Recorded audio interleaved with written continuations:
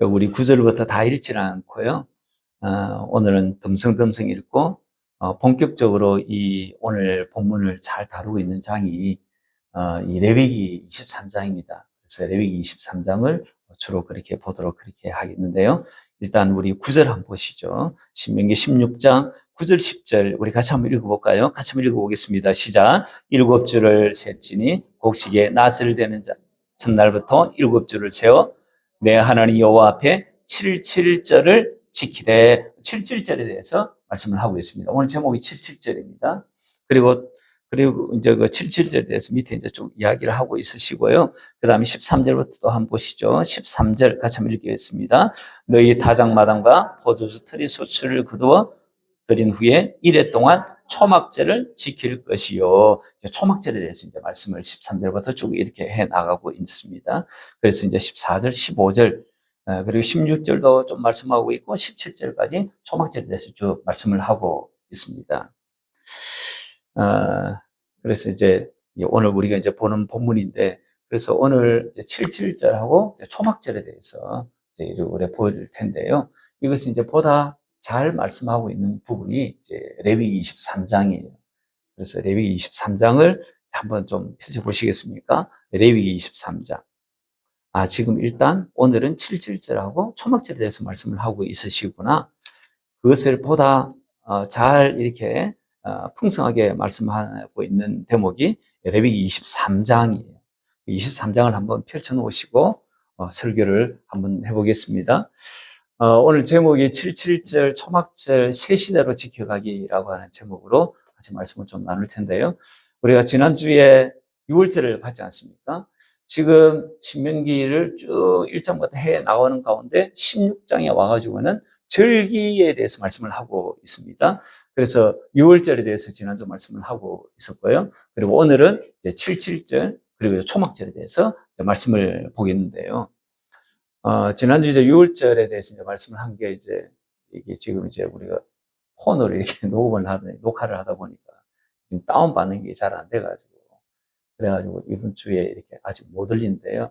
아마 오늘쯤 이렇게 오늘 좀 정리가 되면 오늘 지난주 걸 이제 올릴 수 있지 않겠나 싶습니다.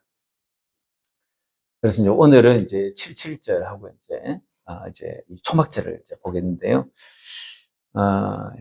이걸 이제 잘 한눈에 싹 이제 이스라엘의 이제 절기를 흔히들 이제 7대 절기라 그렇게 말씀을 하거든요.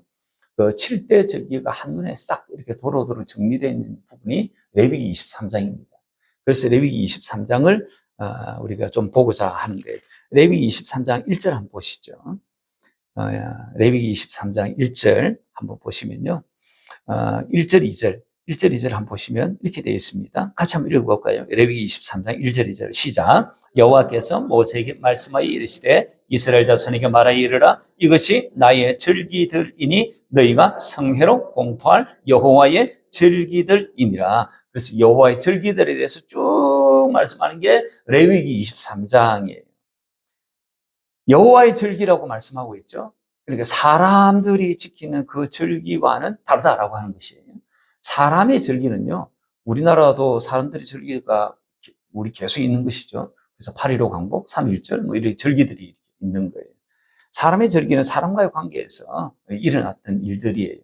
여호와의 절기는 여호와 하나님과의 관계에서 일어났던 절기들이 여호와의 절기들이에요. 이 여호와의 절기들의 중심이 있습니다. 그 중심이 뭐냐니까 3절에 한번 보시죠. 3절에 보시면 같이 한번 읽어보겠습니다. 시작. 엿새 동안은 일할 것이요 7째 날은 쉴 안식일이니 성회의 날이라 너희는 아무 일도 하지 말라. 이는 너희가 거주하는 각지에서 지킨 여호와의 안식일이니라. 모든 이스라엘의 절기의 중심이 뭐냐니까 안식일이에요. 오늘날 같은 게 주일이죠. 주일이 안식일이 중심이에요.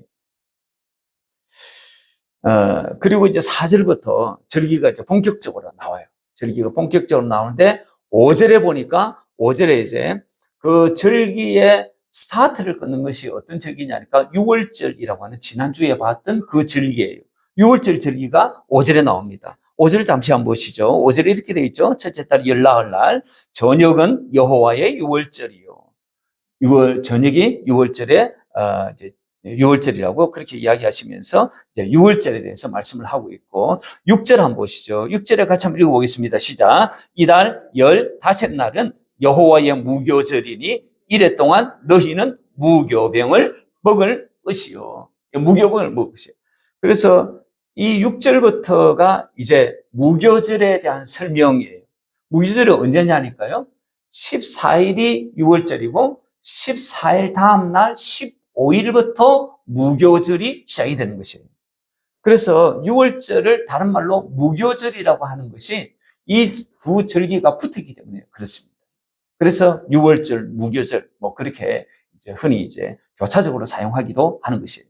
언제 동안 지켜지냐니까 7일 동안 지켜집니다. 그 내용들이 이제 8절에 이래 동안 여호와의 화제를 드릴 것이고 뭐 이러면서 이제 이 6월절에 대한 설명, 무교절에 대한 설명들이 쭉 되어지고 있습니다. 7일 동안 지킵니다. 그리고 9절부터 한번 보시죠. 9절부터 14절까지의 내용은 초실절에 대한 규례인데 여기에서 초실절이라고 말씀을 하고 있지 않습니다.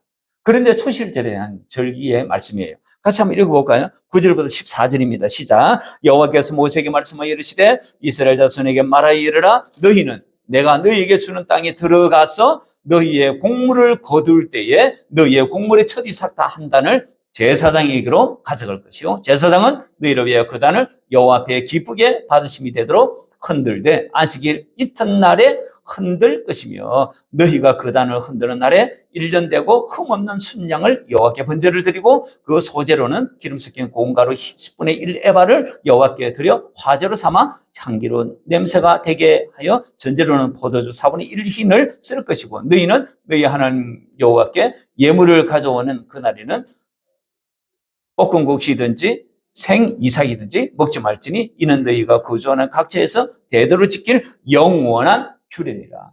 영원한 규례로 이 초실절을 준 거예요. 초실절이라고 말은 나오지 않는데 이게 초실절에 대한 규례예요.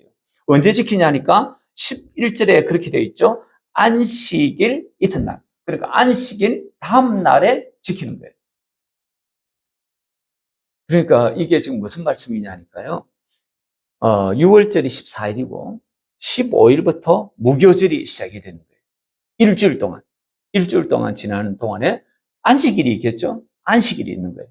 그 안식일, 무교절 기간 가운데 들어가 있는 그 안식일, 그 다음 날이 초실절이다. 그 말씀을 지금 하고 있는 거예요.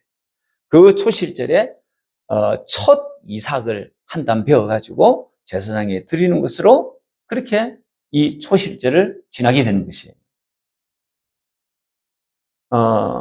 예수님은 언제 돌아가시냐니까 6월절 어린 양으로 오셔가지고 6월절에 돌아가셨습니다. 6월절에 14일에 돌아가시고 15일 날부터 이제 무교절이 시작되지 않습니까? 무교절이 시작되는데 무교절이 시작되는 그 주간에 나오는 첫 안식일에 그 다음 날이 초실절이라고 하지 않았습니까? 예수님은 우리가 기억하는 바대로 6월절에 죽으시고 6월절이 금요일 아닙니까? 금요일로 돌아가셨습니다. 그 성금요일 그렇게 이야기하잖아요. 그리고 그 다음 날이 안식일인 거예요. 안식일이자 무교절의 시작이에요. 그 안식일 다음 날이 초실절 이렇게 되는 것이죠. 초실절에 첫 열매를 드리는 거예요.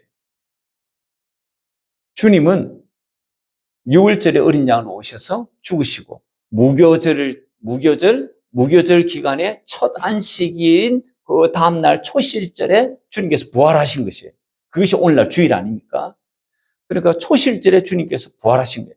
부활의 첫 열매로 주님께서 부활하신 것이에요. 열매가 첫 열매라고 하는 것은 두 번째 열매, 그 다음에 열매 있다는 말씀이겠죠. 부활의 첫 열매로 주님께서 부활하시고 그 다음에 부활을 우리도 할 수 있도록 주님께서 부활의 첫 열매가 되신 것입니다. 그래서 주님이 초실절에 부활하신 것이랍니다. 이런 뜻도 있구나. 이런 뜻도 있습니다. 그리고 나오는 것이 초시절 다음에 이후에 7일이 7번 지난 날, 그러니까 7일이 7번 지난 7주가 지난 날, 77절이에요. 77이 49, 이렇게 49일이 지난 그날이 언제냐니까 3월 6일이에요. 그리고 그 다음 날 50일째 되는 날, 50일째 되는 날까지 77절을 지냅니다. 그러니까 77절의 절기는 이틀인 것이죠. 49일째, 50일째 이렇게 되는 것입니다. 50일째도 77절을 지내다 보니까 이 말을 다른 말로 해가지고 77절을 다른 말로 오순절이라고 그렇게 이야기하는 것이에요. 신문 일간지가 있죠. 주에 한 번씩 나오는 주간지도 있습니다. 옛날에 10일에 한 번씩 나오는 한성숭보라고 하는 것이 있었습니다. 순이라고 하는 것이 10일을 의미하는 것이에요. 그래서 여기 오순이라고 하는 것은 순이 5번이다 이 말이에요. 그리고 50일째, 50일째 되는 날의 절기다. 그래서 77절을 다른 말로 오순절, 다른 말로 이때가 이렇게 이 추수를 한 날이에요. 어떤 추수를 하는 날이니까 밀하고 보리를 추수하는 날이에요. 그런 시기예요. 그런 시기이기 때문에 다른 말로 맥추절이라고 말씀을 하는 것이에요. 우리나라는 맥추절을 크게 지킵니까? 추수감사절을 크게 지킵니까? 추수감사절을 크게 지키죠. 근데 유대 사회는 맥추절을 크게 지킵니다. 왜 그러냐니까요. 우리가 먹는 주식하고 그 동네가 먹는 주식이 다르기 때문에 그렇습니다. 우리는 주식이 뭐냐니까 우리는 쌀, 벼예요. 벼는 시골에 추수를 대부분 하는 것이에요. 그래서 우리는 추수감사절을 더 크게 지킵니다. 근데 유대 사회는 밀을 주식으로 합니다. 그래서 빵을 주식으로 하는 것이죠. 그래서 밀을 주식으로 하다 보니까 맥추감사절을 더 크게 지킵니다. 그래서 주식의 차이 때문에 우리도 그런 차이가 이렇게 있는 것입니다. 그래서 이 77절을 다른 말로 오순절, 다른 말로 맥추절 이렇게 이야기를 하는구나 라고 하는 것을 알게 됩니다. 그래서 77절에 대한 절기의 말씀들이 쭉 나오고 있고 그 다음에 24절 한번 보시죠. 24절 그 다음에 나오는 절기가 뭐냐면 24절이에요. 24절 이렇게 되어 있습니다. 이스라엘 자손에게 말하여 이르되 일곱째 달 곧 그 달 첫날은 7월 1일인 거예요. 너희에게 쉬는 날이 될지니 이는 나팔을 불어 기념할 날이요 성회라 그렇게 말씀합니다. 나팔을 불어 기념하는 날 나팔절이라고 이야기합니다. 7월 1일이에요. 그리고 27절에 한번 보시죠. 27절에 보니까 일곱째 달 열흘날은 그러니까 7월 10일이에요. 속죄일이니 너희는 성회를 열고 스스로 괴롭게 하며 여호와께 화제를 드리라 이렇게 말씀합니다. 이 날이 어떤 날인가? 7월 10일 여호와 하나님 앞에 속죄할 속죄일입니다. 그리고 마지막 절기가 나옵니다. 34절이에요. 34절 한번 보시죠. 34절은 이렇게 되어 있습니다. 같이 한번 읽어보겠습니다. 34절 시작. 이스라엘 자손에게 말하여 이르라. 일곱째 달 여호와를 위하여 이레 동안 지킬 것이라. 그래서 초막절이 나옵니다. 7월 15일부터입니다. 7월 15일부터 일주일간 22일까지 되겠죠. 근데 23일까지, 실제로는 23일까지. 이게 이스라엘의 7대 절기입니다. 다시 좀 더 77절에 대해서 지금 이제 23장까지가 23장 전체가 지금 7대 절기에 대해서 쭉 이야기를 하고 있구나. 그래서 오늘 우리가 주로 보는 것이 3대 절기 중에 두 번째 절기인 77절 그리고 초막절을 오늘 우리가 보지 않습니까? 그래서 77절을 한번 보겠습니다. 다른 말로 오순절이라고 하고 다른 말로 맥추절이라고 하는 이 77절이에요. 이스라엘 백성들이 가나안 땅에 정착하면서 드려지는 절기예요. 가나안 땅에서 첫 이삭을 드리고 그 이후로 49일이 지난 그날에 밀, 보리 이런 것을 막 추수를 해가지고 하나님 앞에 드리는 감사절기. 그날이 맥추감사절이에요. 어떤 의미가 있을까요? 어떤 영적인 의미가 있을까요? 6월절은요. 이스라엘 백성들이 애굽의 종살에서 벗어나고 자유민이 된 신분의 변화를 가져온 절기가 6월절이었다면 77절은요. 그 땅에서 하나님께 쑤셔가지고 추수하게 된 곡식으로 먹고 사는 다른 말로 하면 먹고 사는 방식의 변화를 가져다 준 절기가 바로 이 맥추절, 77절, 오순절인 거예요. 비록 징계로 이스라엘 백성들이 곧장 가나안 땅에 들어가지 못하죠. 가네스 바네아에서 부정적인 보고의 10명을 믿음 없는 자들의 보고를 듣고 그래서 저들이 불신하잖아요, 하나님. 그래가지고 강야로 긋게 된 징계로 강야로 긋게 되잖아요. 강야로 긋게 됐지만 그 강야에서 하늘의 만나로 먹고 삽니다. 그리고 가나안 땅에서는요, 하나님께서 주신 축복하신 양식으로 먹고 사는 것이에요. 하나님께서 축복하셔야 먹고 살 수 있는 거예요. 그래서 신명기 우리가 읽지는 않았는데 16장 10절 한번 보시죠. 16장 10절에 저렇게 되어 있습니다. 한 번 더 읽어보겠습니다. 시작. 내 하나님 여호와 앞에 77절을 지키되.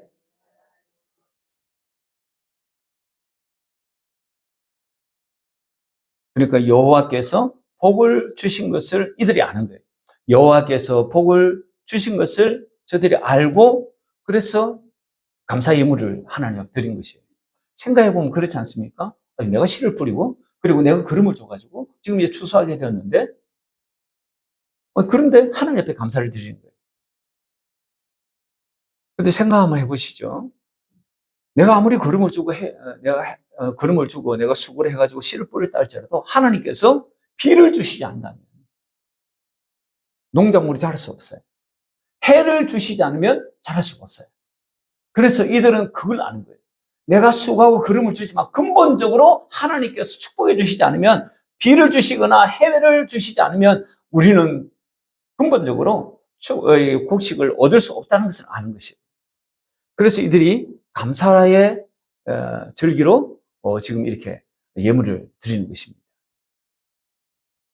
우리도 가만히 생각해 보면 그렇죠. 아니, 월요일부터 새가 빠지게 나와가지고 6일 동안 열심히 일하는 거예요.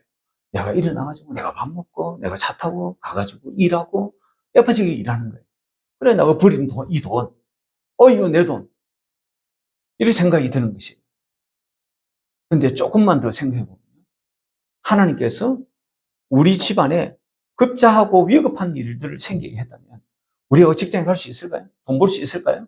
내가 만약에 몸에 어떤 이상이 생겼다면 내가 직장에 가서 돈 벌 수 있을까요? 가만히 조금만 더 생각해 보면요. 하나님께서 근본적으로 우리에게 비와 해를 주시지 않으면 건강을, 평강을, 집안에 무탈한 일상을 주시지 않으시면 우리가 살아갈 수 없는 게 우리구나. 돈 벌 수도 없는 게 우리구나. 라고 하는 것을 깨달으면 그것이 하나님 축복이었구나. 그걸 알게 되는 거예요. 그래서 감사의 절기를 지킬 수 있는 것이겠죠. 그래요. 생각해보면. 그래서 생각해야 감사가 나옵니다. 생각해야. 감사하니까 생각이 납니다. 여전히 감사 생활 잘 하고 계시죠? 제가 매주마다 이렇게 헌금을 제가 이렇게 보는데. 그래요. 매주 이렇게 잘 다들 들으시는데. 과연 지금 이렇게 헌금만 드리나? 정말 감사일기는 못 적더라도 감사에 이렇게 폰에다가 이렇게 감사의 제목들을 좀 이렇게 적으면서 하루하루를 지내시나? 그런 생각을 제가 하게 됩니다. 예물만 드리시지 마시고요. 늘 감사일기, 감사의 폰이라도 주무시기 전에 이렇게 감사 제목 3가지를 적고 그렇게 하루 한 날을 마감하시면 참 좋겠다 싶어요. 열매 맺는 사람과 열매 맺지 못하는 사람의 차이는 딴 데 있지 않는 것 같습니다. 지속성이 있습니다. 지속성. 여러분 77절 오순절 지금 보고 있는데요. 77절 오순절 하면 신약에서 어떤 사건이 떠오르십니까? 네, 오순절 성령 강림 사건이 아마 떠오를 겁니다. 그게 사도행전 2장에 잘 나타나 있어요. 사도행전 2장을 한번 펼쳐보시죠. 예수님께서 부활의 첫 열매로 초실절에 부활하셨습니다. 그리고 40일째 되는 날 주님이 승천하셨죠. 그리고 77절 오순절 날에 주님께서 성령으로 강림하신 것이에요. 예수의 영이신, 그리스도의 영이신, 하나님의 영이신 성령께서 1세기의 그 그리스도인들에게 오순절 날 임하신 것이에요. 그 성령께서 임하셨을 때 1세기 그리스도인들의 삶 어떻게 변했을까요? 어떻게 저들의 삶이 달라졌을까요? 삶이 저들의 삶 어땠을까요? 그것이 잘 보여주는 것이 사도행전 2장이에요. 사도행전 2장 한번 보시죠. 2장. 사도행전 2장입니다. 2장 1절부터 한번 보시죠. 2장 1절부터 한번 보시면요. 제가 오늘은 이렇게 성경을 제가 오늘 성경을 좀 많이 봐야 되는데 이거 어쩌지? 이거 고루하다고 생각하지 않을까? 이 집중력 흐트러지지 않을까? 제가 염려하면서 이거 어디까지 해야 되지? 염려하면서 말씀을 이렇게 같이 지금 나누고 있는데요. 오늘 하여튼 성경을 이렇게 좀 많이 봐야 될 것 같은 생각이 제가 많이 듭니다. 그래서 1장 한번 보시죠. 사도행전 2장 1절에 한번 보시면요. 1절에 이렇게 되어 있죠. 오순절 날이 그들이 다 같이 한 곳에 모였더니 호련히 하늘로 급하고 가는 소리가 있어 그들이 완전 온 집에 가득하고 마치 불이 혀같이 갈라지는 것들이 그들에게 보여 각 사람 위에 하나씩 임하되 그들이 다 성령의 충만함을 받았다. 그리고는 다른 언어들로 말하기 방언을 막 이야기하기 시작하는 거예요. 성령의 임재가 임했던 그날 오순절 날이에요. 그 성령의 임재에 나타나는 여러 정표들이 있지만 두드러진 정표가 뭐냐니까 방언이에요. 그 방언이 행해지는 거예요. 그 방언이 뭐냐니까 복음을 전하는 방언, 복음 전하는 방언. 방언으로 그 세계 각지에서 왔던 그 디아스포라들에게 이 복음을 전해주는 과정이 그 과정으로 방언을 사용했던 것이에요. 그리고 14절 한번 보시죠. 그 내용들을 쭉 있고요. 14절 한번 넘겨보시죠. 14절 보니까 이렇게 되어 있습니다. 베드로가 11사도와 함께 서서 소리를 높이 이르되 14절부터 해가지고 쭉 어디까지 40절까지가 사도 베드로의 설교의 내용입니다. 이 설교를 듣자 유대인과 예루살렘에 사는 모든 사람들이 깜짝 놀라는 거예요. 첫 번째는 아니 학문이 없는 배움이 많지 않은 어부로만 베드로를 알고 있었는데 저희 설교를 보니까 그냥 구약을 쫙 하니 그냥 간통하는 설교를 하는 것을 보고 깜짝 놀라는 거예요. 그리고 또 하나는 저희가 하는 설교의 내용을 보면서 깜짝 놀라는 거예요. 우리가 십자가에 못 박아서서 해가지고 십자가에 못 박아 죽인 그 예수가 바로 그리스도라고 증거하는 이 베드로 설교의 이 내용의 중심이 깜짝 놀라는 것이에요. 그 설교의 내용들이 14절부터 40절까지 쭉 나와 있는 그 내용입니다. 그리고 그 다음에 한번 보시죠. 그 다음에 보면요. 성전 미문에서 구걸하는 이 못 걷는 사람, 이 사람이 구걸을 합니다. 베드로가 그러는 거예요. 한 번 줍시오. 그에게. 너가 달라는 것은 내게 없지만 내게 있는 것은 내게 주느니 나사렛 예수의 이름으로 걸으라고 말씀을 하시는 것입니다. 그랬더니 그가 걷게 되는 것입니다. 이런 일이 일어납니다. 공회에서 대제사장들이 위협을 합니다. 그런데 베드로가 전혀 주눅이 들지 않습니다. 물러나는 법 없어요. 전에는 계집종 앞에서 벌벌 떨고 예수님 모른다고 부인하고 저주하고 욕하고 돌았었던 그 베드로가 지금은 전혀 주눅 들지 않습니다. 담대하게 예수 그리스도 그분을 외치는 것입니다. 왜 베드로와 사도들 1세기의 크리스찬들이 변했을까요? 성령의 임재 때문입니다. 이제 저들이 살아가는 삶의 방식은요, 내주하신 성령님과 더불어 함께 자고 함께 깨든지 자든지 함께 사는 삶으로 저들의 삶이 살아가는 삶의 방식이 바뀐 것입니다. 77절 오순절이 우리에게 주는 영적 의미는요, 우리가 사는 삶의 방식이 변했다는 거예요. 어떻게 해요? 성령의 임재로 진리의 성령께서 인도하시는 대로 살아가는 삶으로 변화된 것입니다. 성령님이 우리 가운데 임재하셔가지고 하시는 사역이 뭘까요? 말씀 한번 보겠습니다. 요한복음 16장 13절이에요. 성령님께서 하시는 사역이에요. 같이 한번 읽어보겠습니다. 시작. 그러나 진리의 성령이 오시면 그가 너희를 모든 진리 가운데로 인도하시리니 그가 스스로 말하지 않고 오직 들은 것을 말하고 장래일을 너희에게 알리시리라. 모든 진리 가운데로 진리의 성령님 그분이 우리를 인도해 가신다고 말씀을 하고 계시고 장래일을 너희에게 알려주신다고 말씀하시는 거예요. 성령님이 하시는 사역이에요. 또 하나 보겠습니다. 누가복음 12장 12절 한번 보겠습니다. 같이 한번 읽어보겠습니다. 시작. 마땅히 할 말을 성령이 곧 그때 너희에게 가르치시라. 성령님은요 우리를 가르치세요. 그리고 고린도서 2장 10절도 한번 보겠습니다. 같이 한번 읽어보겠습니다. 시작. 오직 하나님의 성령으로 이것을 우리에게 보이셨으니 성령은 모든 것고 하나님이 깊은 것까지 통달하시느니라. 성령께서 하나님의 깊은 것까지 통달하셔서 그걸 우리에게 보여주시는 거예요. 그 보여주시는 거 뭐냐니까 하나님 아버지의 그 사랑이에요. 십자가에 당신의 아들 독자를 죽이신 십자가의 그 예수님의 그 사랑을 보여주시는 거예요. 그걸 누가 하신다고요? 성령님이 하시는 것이에요. 여러분 성경을 만나러 주신 이유를 뭐라고 말씀하고 있을까요? 신명기서 우리 8장 3절 말씀 한번 읽어보겠습니다. 시작. 만나를 내게 먹이신 것은 사람이 떡으로만 사는 것이 아니요 저것 때문에 만나를 주신 것이에요. 하늘의 만나를 광야에서 생활한 저들에게 준 것은 사람이 떡으로만 사는 것이 아니에요. 하나님의 입에서 나오는 모든 말씀으로 사는 것을 깨닫게 하려고. 그래서 만나를 주셨다고 말씀을 하고 있으신 것입니다. 이것까지 다 정리를 하면요, 성령님께서 말씀을 통해서, 하나님 입에서 나오는 말씀을 통해서 우리를 가르치세요. 그리고 말씀을 통해서 우리를 인도하세요. 그리고 성령님으로 말미암아 하나님의 깊은 것까지 십자가의 그 사랑을 알게 하시는 거예요. 보게 하심으로 알게 하시는 거예요. 사랑하는 여러분, 저와 여러분에게 이런 은혜가 있기를 주님의 이름으로 축원합니다. 제가 이 설교를 이까지 하면 이분들이 뭐라고 느끼실까? 그래서 제가 고민이 많이 되더라고요.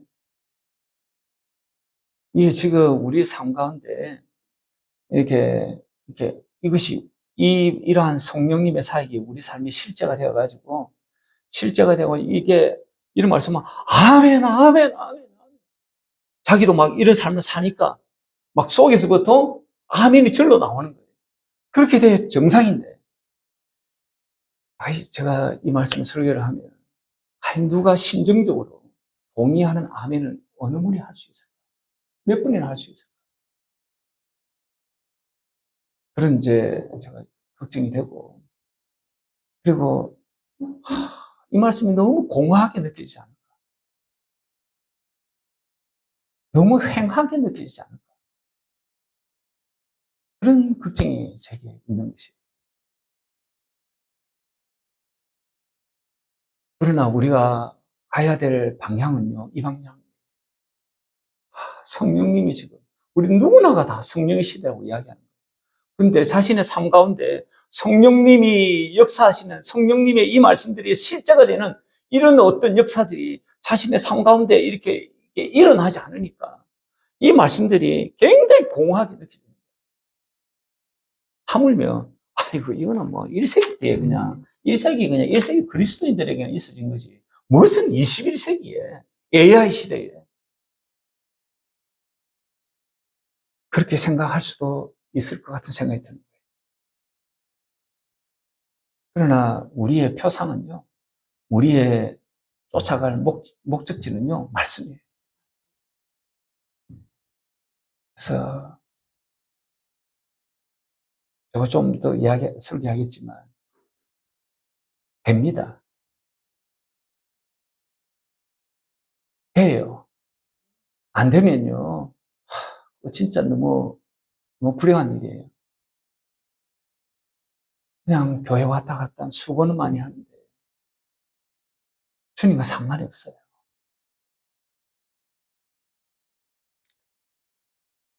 77절을 봤고요. 초막절을 좀 더 한번 보겠습니다. 초막절은요, 신명기 16장, 아까 우리가 봤던 13절부터 15장까지 본문이 있었고요. 레위기 23장에 34절부터 43절까지 꽤 많은 내용의 이 초막절이 있어요. 레위기 23장 한번, 그냥 놔두시고요. 이 초막절, 이 기간은요, 7일부터 해가지고, 15일부터 해가지고 23일까지예요. 이 원래는 20일과 7일간인데, 7일간은요, 초막에서 살아요. 그리고 첫째 날에 성회로 모이고, 마지막 날 7일 끝나고 난 8일째 되는 날에 또 성회로 모여요. 그래서 사실은 8일간이다라고 보는 것이 좀 더 맞지 않나, 그런 생각이 듭니다. 이 시기가, 이 초막절을 지내는 이 시기가 농사 시기로서는 어떤 시기냐니까, 레위기 23장 39절에서 뭐라고 이야기하고 있냐니까요. 토지 소산 거두기를 마치거든, 이렇게 말씀하고 있어요. 그러니까 추수를 마칠 때입니다. 이때 뭘 추수한단 말입니까? 밀과 그 보리는 맥주감사절 날에 그렇게 추수를 하는데, 그 이후로 있는 두 달 뒤에 있는 이 초막절에 또 뭘 거둔다는 건가? 이때는요, 그들이 주로 또 사용하고 있는 이 포도수확을 해요. 그리고 올리브유, 감람유라고 하죠. 그걸 거두는 시기예요. 그리고 저들이 잘 먹는 무화과, 이런 어떤 수확물을 거두는 때예요. 이것을 싹하니 거두어가지고 이제 창고에 이렇게 저장을 하는 거예요. 저장을 한다? 그래서 수장절이라고 이야기해요. 장막절이라고도 이야기를 해요. 그래서 수장절, 장막절, 여기 이제 초막절, 그렇게 이제, 이게 사용을 하는 그런 단어입니다. 이 7일간 초막을 짓고 이제 거주를 하는데, 이유는요, 레위기 23장 42, 43절에 뭐라고 이야기하고 있냐니까, 애굽을 나와 초막에 살았던 것을 알게 하시려고. 이런 말씀하세요. 그러니까 올챙이적 시절 잊지 않도록 하시기 위해서 초막에 그녀가 광야에 저희들 초막 지고 살았지 않겠습니까? 초막에 살았던 그 광야의 그 시절, 올챙이적 그 시절, 가나안 땅에 들어가지고 정착해가지고 집 짓고 잘 살 그때의 이 시절, 올챙이적 시절 잊지 마라. 그래서 주어지는 절기가 초막절이에요. 이것을 영원한 규례로 영원히 지켜야 된다, 너희들. 이렇게 주신 것이에요. 근데 이스라엘 백성들 잘 지켰을까요? 잘 지키지 못했습니다. 느헤미야서 한번 보겠습니다. 느헤미야서 8장 13절에 보니까 13절 같이 한번 읽어보겠습니다. 13절 시작. 그 이튿날 뭇백성의 족장들과 제사장들과 레위 사람들이 율법의 말씀을 밝히 알고자 하여 학사 에스라에 모였던 거예요. 그래가지고 14절 율법에 기록된 바를 본즉 여호와께서 모세를 통하여 명령하시기를 이스라엘 자손은 7째 달 절기에 초막에서 거할지니라라고 하는 것을 율법을 통해 싹 알게 된 거예요. 그리고 15절, 그리고 16절, 16절 넘겨보세요. 16절에 보니까, 15절 끝에 보니까, 15절 끝에 보니까, 저 초막을 지어라. 그런 말씀이 있었던 거예요. 이 말씀을 듣고, 이제 초막을 저들이 15절 끝에 초막을 지으라고 해가지고 초막을 짓습니다. 17절 한번 보시죠. 17절, 같이 한번 보겠습니다. 시작. 사로잡혔다가 돌아온 회중이 다 초막을 짓고 그 안에서 그 안이 눈의 아들 여호수아 때로부터 그날까지 이스라엘 자손이 이같이 행한 일이 없었다고 말씀하고 있는 거예요. 그러니까 여호수아 때부터 지금 에스라 느헤미야 시대는요, 이 시대의 시간의 간극이 한 1000년쯤 돼요. 이 1000년의 세월 동안 초막절이 지키지 않았다는 것을 말씀을 하고 있어요. 하나님께서 영원한 규례를 주신 것을 이들이 1000년 동안 제대로 지키지 않았던 거예요. 그러니까 기가 막히죠. 기가 막힌 거예요. 어느 날 하나님께서 예레미야를 부릅니다. 예레미야를 부르는데 예레미야를 불러가지고 어떤 말씀을 하냐니까 예레미야서 35장 1절부터 하시는 말씀인데요. 예레미야야, 레갑 자손을 좀 청을 해라. 청해가지고 성전의 한 방에 좀 오라 해라. 그래서 그들에게 포도주를 좀 먹이봐라. 그래가지고 예레미야가 하나님 말씀을 쫓아서 레갑의 후손들을 초청을 합니다. 그리고 성전 한 방에다가 이렇게 초대를 해놓고 포도주를 주는 거예요. 드십시오. 포도주입니다. 라고 정중하게 청을 하니까 이들이 뭐라고 이야기하냐니까 우리는 포도주를 먹지 않겠습니다. 이유가 뭡니까? 그렇게 이야기했더니 우리의 선조 중에 요나답이라고 하는 선조가 있었습니다. 그분이 말씀하시기를 너희는 포도주 먹지 말고 집도 짓지 말고 파종도 하지 말고 포도원 소유도 갖지 말고 평생 동안 장막에 살으라고 그렇게 말씀하셨습니다. 그 선조 요나답이 하신 그 말씀을 우리가 지금껏 그 기간이 한 400년쯤 되거든요. 400년 동안에 우리가 주기장창 그렇게 지키고 왔습니다. 그래서 포도주를 못 먹습니다. 안 먹겠습니다. 라고 이야기를 하는 거예요. 그것을 예레미야가 듣고 경험하고 그것을 이제 초대해가지고 레갑 족속으로부터 그걸 알게 되고 그 이야기를 유대 남유다 백성들에게 이야기하는 거예요. 레갑 족속들은 그들의 선조 요나담이라고 하는 할아버지가 유언으로 그렇게 포도주 먹지 말라고 장막에 평생 동안 가라고 그렇게 했던 그 말씀을 지켜가지고 지금껏 지키고 있는데 너희들은 뭐냐라고 하는 거예요. 우리는 우리 하나님 여호와께서 우리에게 그렇게 지키라고 말씀한 영원한 규례로 지키라고 이야기했고 초막에 일주일 동안 살라고 이야기를 했는데 저들은 평생을 그렇게 살지 않냐. 나는 뭐냐. 나 하나님과 할아버지 요나답과 비교해봐라. 비교가 되냐. 그런데 저들은 잘 또 지키고 너희들은 뭐냐는 거예요. 여러분, 저나 여러분이나 이런 하나님 아버지의 마음이 보여야 합니다. 속이 문드러지는 하나님의 그 마음이 보여야 합니다. 상할 대로 상한 하나님 아버지의 그 마음이 보여야 하는 것이에요. 그래야지 하나님을 사랑하게 됩니다.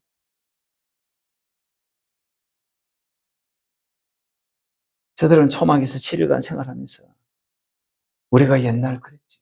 정착하면서 살면서 저들이 초막절을 하는 주신 이유를 만약에 행하면서 저들이 떠올랐다면 이렇게 떠올랐을 거예요.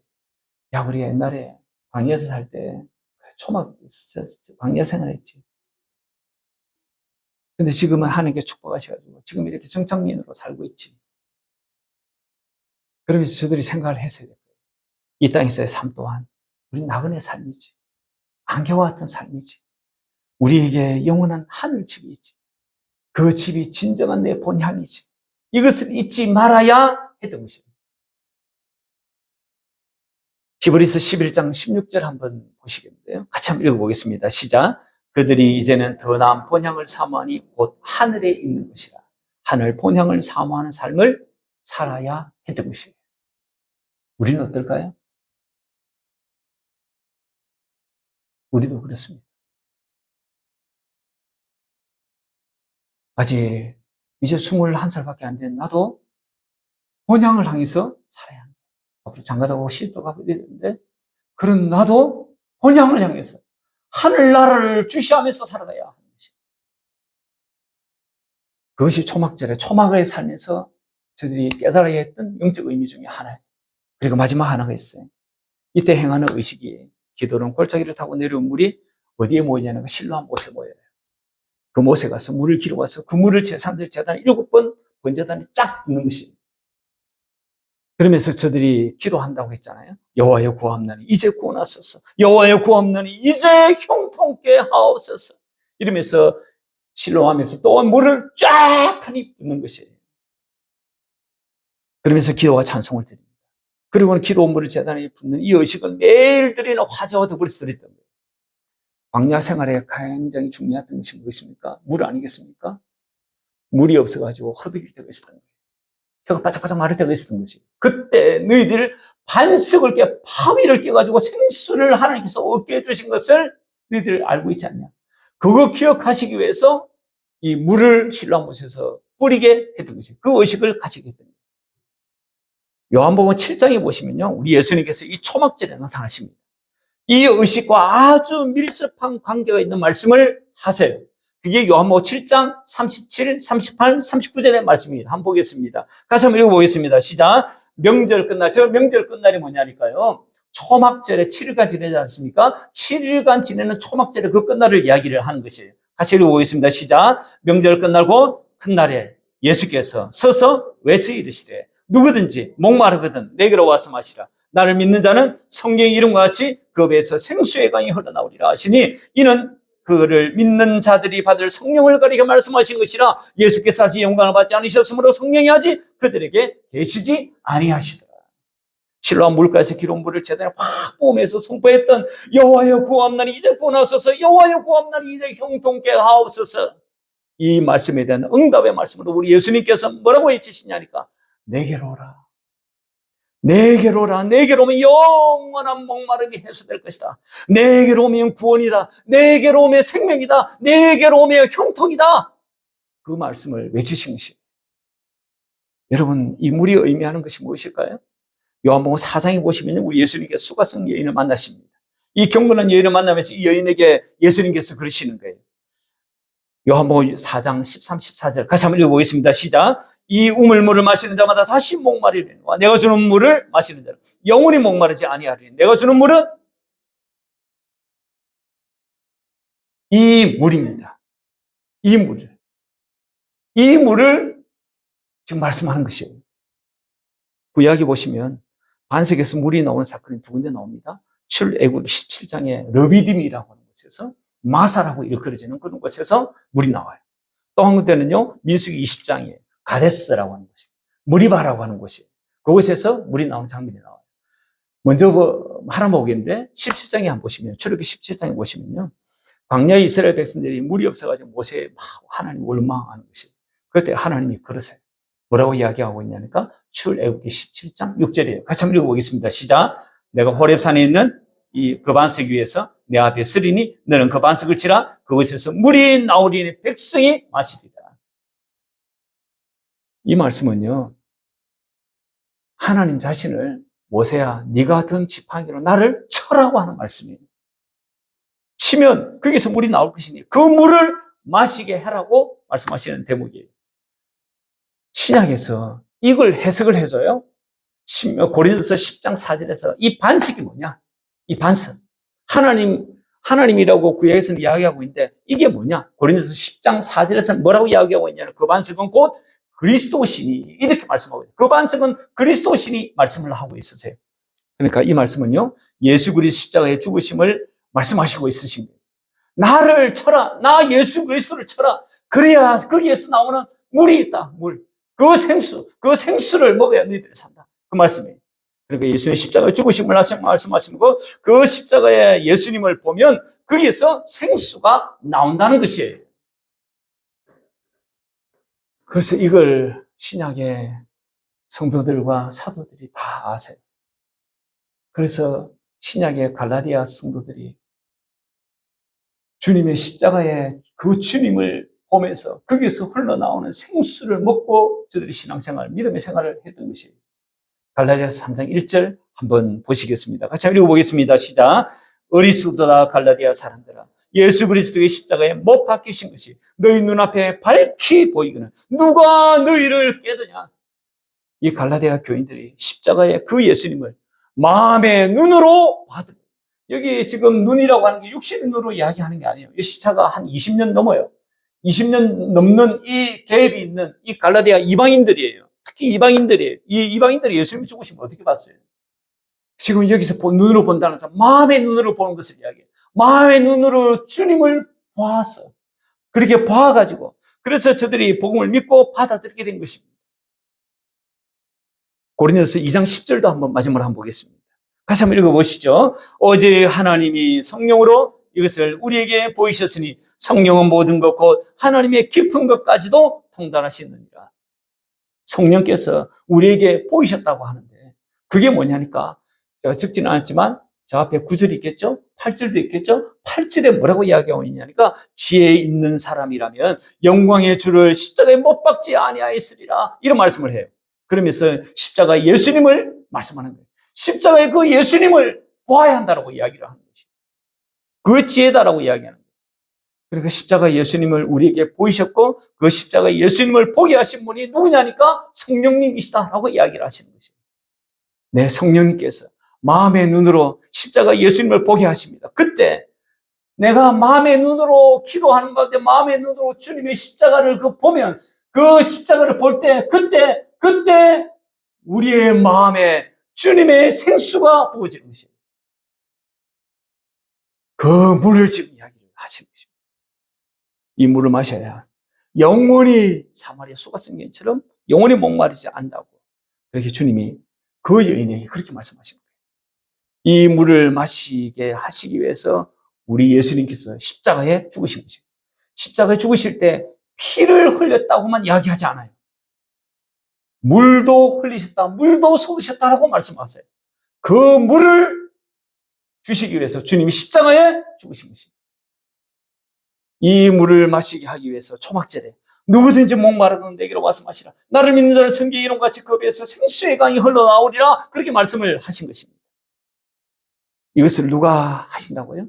성령님. 그래서 예수님이 십자가에 죽으시고 부활하시고 승천하셔서 하늘 성소에서 우리의 죄를 대속하시고 영으로는 우리 가운데 오셔가지고 십자가 이 예수 그리스도를 마음의 눈으로 기도하는 그 사람에게 딱 보게 하시는 것이에요. 그래서 보면 생수가 터져 나오는 것입니다. 그 가운데 주님이 나를 향해서 행하신 일들을 보여주시고 앞으로 나를 향해서 행하신 일들도 장래 일들도 말씀해 주십니다. 그럴 때 우리 중에 누구도 주님이 내 안에 계신가? 내 안에 아니 계신가? 의심하는 사람 아무도 없을 거라고 이야기합니다. 그리고 내가 구원을 받았는가? 내가 구원을 받지 못했는가? 그것을 의문할 사람 아무도 없다고 말씀하시는 거예요. 사랑하는 여러분, 이게 조금 복잡한 것 같은데 그렇지 않아요. 굉장히 논리적이고요. 그리고 굉장히 체계적이고요. 굉장히 신학적이에요. 그리고 이럴 때 삶에 놀라운 혁명이 일어나는 것이에요. 내 안에 천국이 이루어진 것입니다. 이러한 축복이 저와 여러분 안에 있으시기를 예수의 이름으로 간절히 축원합니다.